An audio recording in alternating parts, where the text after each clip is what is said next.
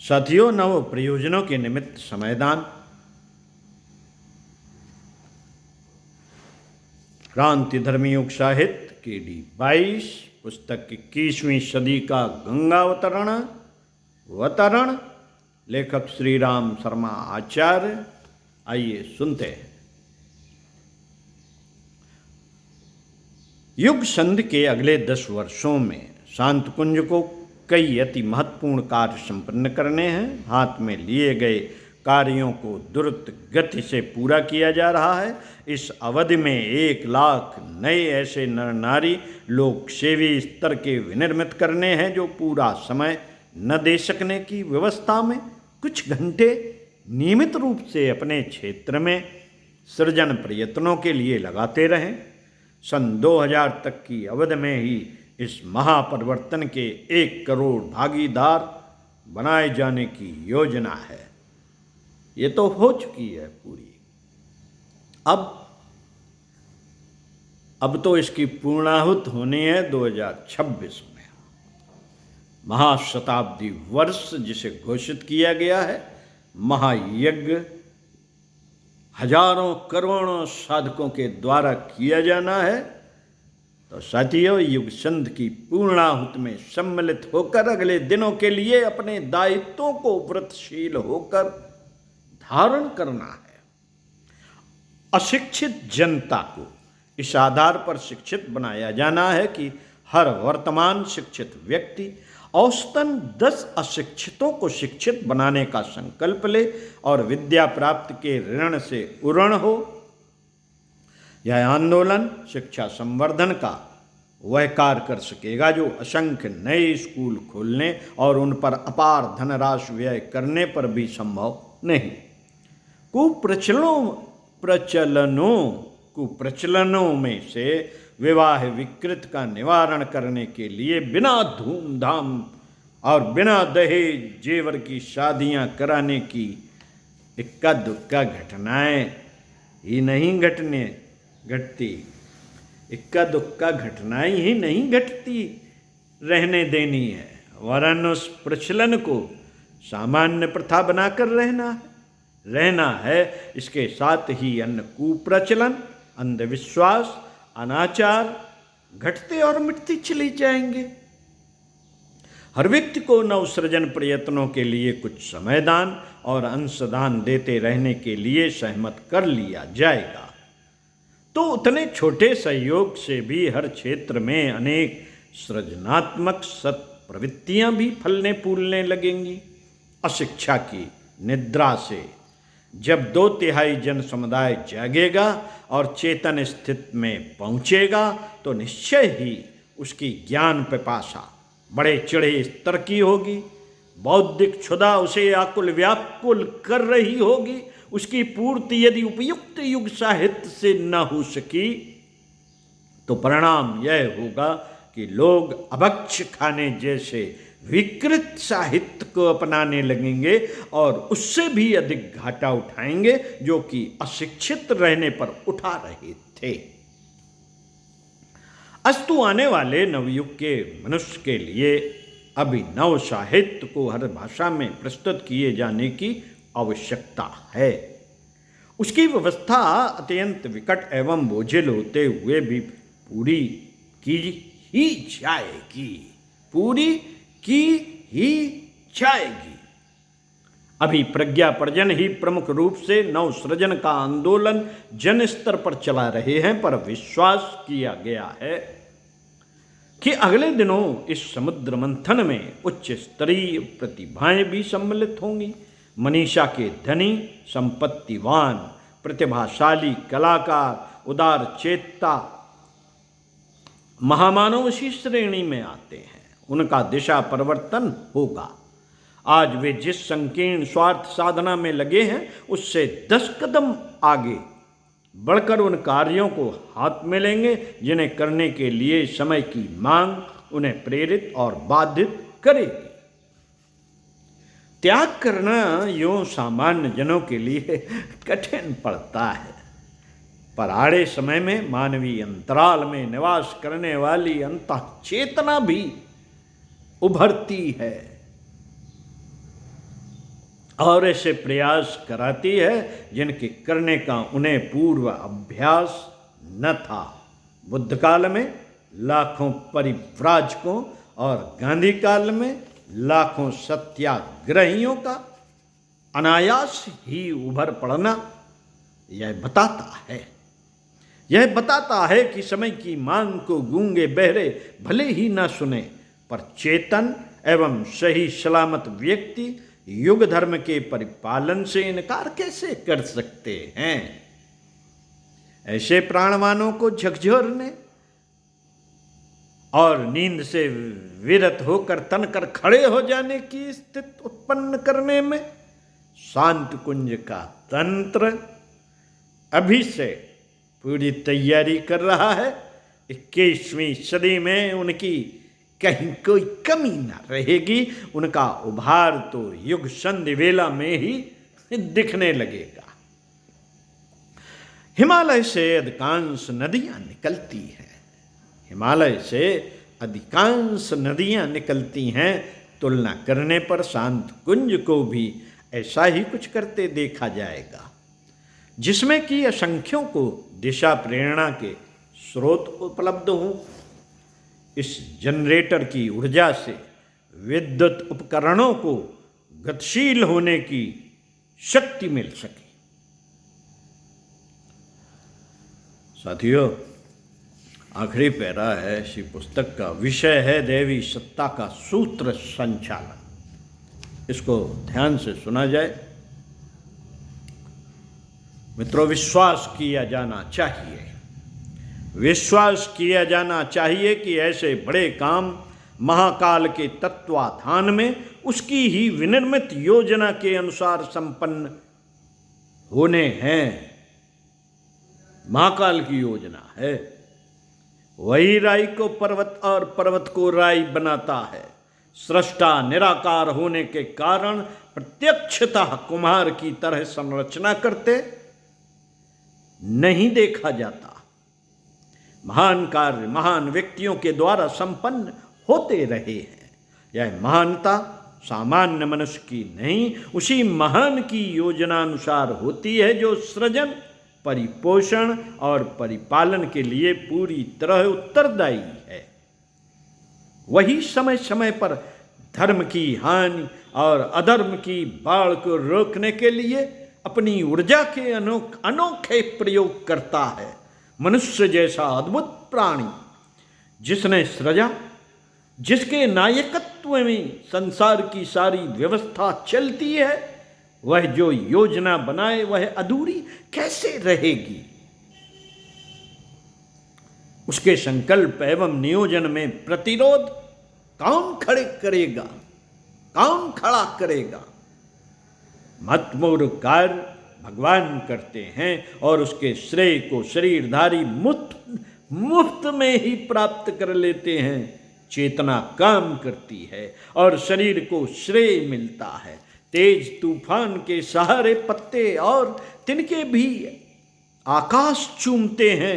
नदी प्रवाह में बहती हुई टहनी बिना श्रम के समुद्र में जा मिलने का लंबा सफर पूरा कर लेती है। देवी सत्ता की सहायता से सुदामा, नरसी, मेहता, विभीषण, सुग्रीव, शबरी, गिलहरी, रीछ बानर आदि ने वह श्रेय उपलब्ध किया था जिसे वे मात्र अपने बलबूते कदाचित ही कर पाते। वह सत्ता इन दिनों अपनी ओर से उत्सुक और प्रयत्नशील है कि श्रेयाधिकारी आगे आएं और वह श्रेय प्राप्त करें जो असंख्यों के लिए प्रेरणाप्रद बने तथा अनंत काल तक अनुकरणीय, अभिनंदनीय समझा जाता रहे। दिव्य सत्ता का महत्वपूर्ण प्रतिनिधित्व अपने ही भीतर है। दिव्य सत्ता का महत्वपूर्ण प्रतिनिधित्व अपने ही भीतर है। उसे आत्म परिष्कार और लोक मंगल की साधना द्वारा सहज ही अभीष्ट सहयोग के लिए आमंत्रित किया जा सकता है। अर्जुन, हनुमान को ऐसा ही दिव्य सहयोग मिला था। असंख्य महामानव उसी आधार पर कृत हुए हैं। युग निर्माण योजना द्वारा संपन्न हुए अगणित लोकोपयोगी कार्य किसी व्यक्ति विशेष के पुरुषार्थ से नहीं वरन दैवी प्रेरणा और अनुकंपा के आधार पर ही आश्चर्यजनक रूप से विकसित, विस्तृत एवं सफल होते रहे हैं। शांतकुंज से सन 1989 से लेकर 2000 तक की एक सुविस्तृत योजना और कार्य पद्धति विनिर्मित की है। वातावरण में असाधारण उत्साह और साहस भरने का प्रयत्न किया है। आशा की जानी चाहिए कि इसके पीछे दैवी शक्ति का समर्थन होने के कारण अभीष्ट उद्देश्य पूर्ण होकर रहेगा। इस मिशन के संस्थापक संचालक अपने 80 वर्ष के जीवन में संपन्न हुए क्रियाकलापों के पीछे प्रधान कारण दैवी शक्ति की अनुकूलता एवं अनुकंपा ही मानते हैं। वे कहते हैं कि उनकी सामान्य सी मनस्थिति और साधनों को देखते हुए जो कुछ बन पड़ा है वह इतना अधिक है जिसे गोवर्धन पर्वत उठाने के समतुल्य कहा जा सकता है। साहित्य, सृजन, संगठन, सृजनात्मक आंदोलन, प्रज्ञा केंद्रों का हजारों की संख्या में निर्माण जैसे सर्वविदित कर्म ही ऐसे हैं जिनका ब्यौरा जानने पर सहज ही यह विश्वास नहीं होता कि इतना कुछ एक व्यक्ति द्वारा बन पड़ेगा। वे तथ्य तो एक ही बात का संकेत करते हैं कि किसी कुशल बाजीगर की उंगलियों के मार्गदर्शन और सहयोग से ही यह सब बन पड़ा है। अगले दिनों जो इस तंत्र द्वारा किया जाना है उसकी रूपरेखा समझने का सहज बुद्धि को यह विश्वास दिलाना कठिन है कि विश्वव्यापी सृजन अब प्रयोजनों में जितनी प्रतिभाओं और जितने साधनों की आवश्यकता है उनकी व्यवस्था हो भी सकेगी, किंतु ये सारे कार्य पूर्ण करने का निश्चय, पूर्ण होने का निश्चय हो चुका है। समस्याएं इतने प्रकार की हैं, इतनी भारी और व्यापक हैं जिन्हें सुलझाने में स्थूल शरीर की क्षमता कम पड़ती है। उस महान कार्य को संपन्न करने के लिए सूक्ष्म शक्ति को आधार बनाकर ही बड़े क्षेत्र में बड़ा काम किया जा सकता है। प्रतिभाओं का असाधारण संख्या में उत्पादन करने के संबंध में भी यही बात है। उल्टे को उलटकर सीधा करने का व्यापक कार्यक्रम भी इतना ही कठिन है। इसके लिए स्थूल शरीर सहायक नहीं, बाधक ही होगा। अस्तु, निर्णायक ने वर्तमान स्तर बदल लेने का निश्चय किया। इसमें अब सीमित समय ही लगने वाला है। किसी को आशंका यह नहीं करनी चाहिए कि इंजन के बिना रेल कैसे चलेगी। इंजन को समझना हो तो सूत्र संचालक की अदृश्य सत्ता की सामर्थ्य का आकलन करना चाहिए। जहाँ तक आचार्य जी का संबंध है वहाँ तक वे बताते हैं कि सन 2000 तक संपन्न किए जाने वाले विशाल योजना क्रम को पूरा करने के लिए उन्होंने प्रतिभाशाली व्यक्तित्व, आवश्यक साधन और स्वसंचालित तेज के गतिशील रहने की व्यवस्था बना दी है। पृथ्वी की बना दी है और यह विश्वास किया है कि वह सब कुछ उनके न रहने पर भी सुनिश्चित ढंग से चलता रहेगा। अश्रद्धालु इसमें संदेह कर सकते हैं, किंतु महाकाल की क्षमता पर जिन्हें विश्वास है वे अनुभव करते रह सकते हैं कि जो प्रक्रिया 80 वर्ष से हर कदम को सफलता प्रदान करती रही है वह अपने समर्पित अकिंचन को सौंपी हुई जिम्मेदारियों को भी स्वयं संभाल लेगी और जो अभीष्ट है उसे संपन्न करके रहेगी। साथियों, पृथ्वी की विकट आवश्यकताओं को देखते हुए दैवी विधान ने गंगा को स्वर्ग से धरती पर भेजने का पूर्व निश्चय कर रखा था। निमित्त बनने के लिए चूंकि माध्यम की जरूरत पड़ी तो भागीरथ के रूप में वह सहज ही चला आया। इन दिनों ज्ञान गंगा समस्त विश्व का सिंचन करने और समस्त मानव जाति का कल्याण करने के लिए उतर रही है। स्वेच्छा पूर्वक अथवा नियंता की विधि व्यवस्था के अनुशासन में जैसे भी हो उज्जवल भविष्य की संभावना वाली ज्ञान गंगा का अवतरण निश्चित है। उसका स्वागत अर्चन करने की आवश्यकता की पूर्ति के लिए क्या असंख्यों भावनाशील पंक्तिबद्ध होकर विशाल सेना की तरह खड़े मिलेंगे? क्या वे इतने स्वल्प समय में जुट सकेंगे जिन्हें महाकाल की इच्छा और योजना के सफल होने का विश्वास है? वे इस प्रतिपादन पर श्रद्धा कर सकते हैं कि राई से पर्वत बनाने वाली शक्ति का नियोजन स्वल्प साधनों और स्वल्प व्यक्तियों के माध्यम से भी संभव है। साथियों, इतने समय मिशन के सूत्र संचालक अपने स्थूल कलेवर शक्ति भंडार को व्यापक बनाने के लिए सूक्ष्म शक्ति के माध्यम से 21वीं सदी का गंगा अवतरण यथासमय संपन्न करके रहेंगे। उस अनुग्रह का समय पर सदुपयोग करने के लिए श्रेयार्थियों को समय रहते कटिबद्ध होने की आवश्यकता है। महाशताब्दी वर्ष में युग देवता ने हर प्राणवान को इन दिनों लिप्सा और कुत्साओं के बंधन ढीले करके नव सृजन के दैवी प्रयास में भागीदारी के लिए पुकारा है। वे सफल तो हर हालत में होने ही वाले हैं। प्रश्न उस योग सौभाग्य का है जिसे समय पर जगाने वाले, आवश्यक साहस दिखाने वाले ही उपलब्ध किया करते हैं। 21वीं सदी अपने ढंग की समग्र क्रांति साथ लेकर दौड़ी चली आ रही है। उसमें संसार का आनंद और उल्लास से भरा नवसृजन होने वाला है।